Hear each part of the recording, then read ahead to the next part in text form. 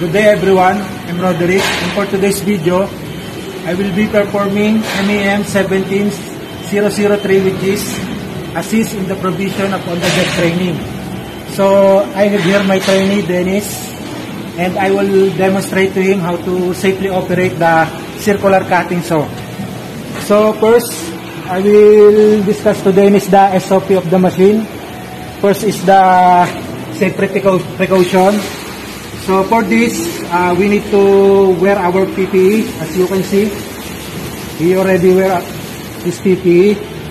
Then the setup, this machine, you can see the adjustment mechanism. We can rotate this so that if we need to cut the 45-degree angle, we need to rotate this. Then the control panel, we need to turn on this one.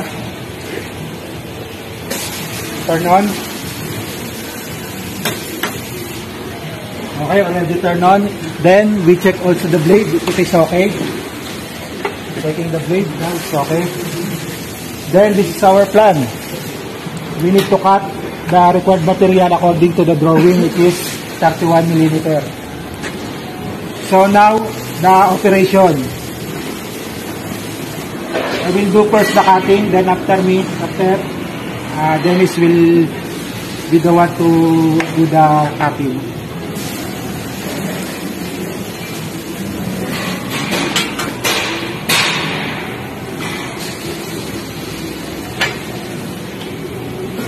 So I will clamp.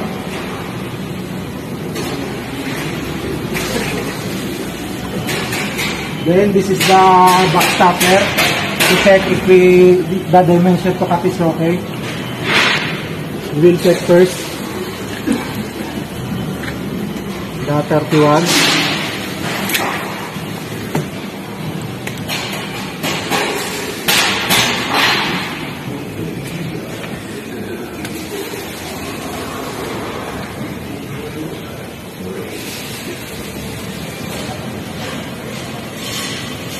So we proceed to the cutting.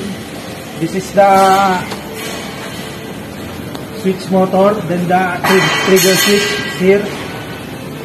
So on the machine, then I will do the cutting first.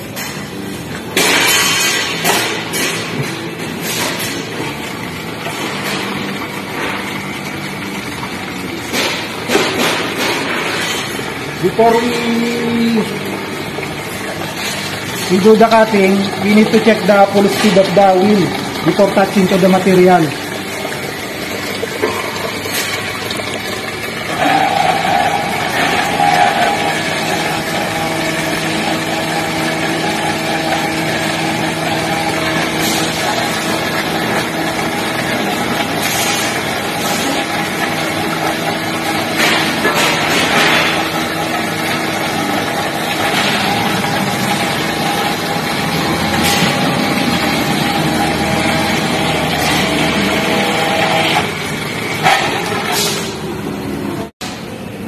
Okay, so Dennis will do the cutting after 15. This is the plug.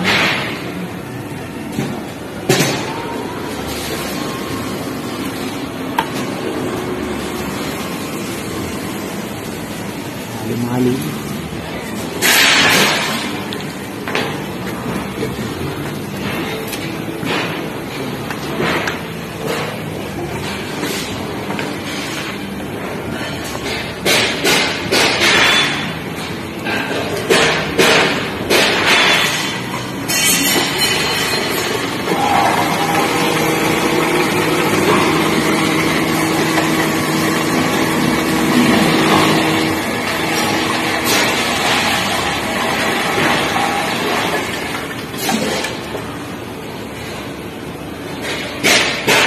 Okay, we already cut the parts.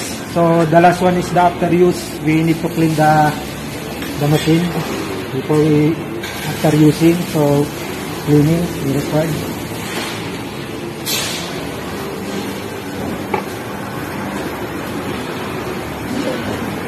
Then turn off the machine, the motor first, then the control panel.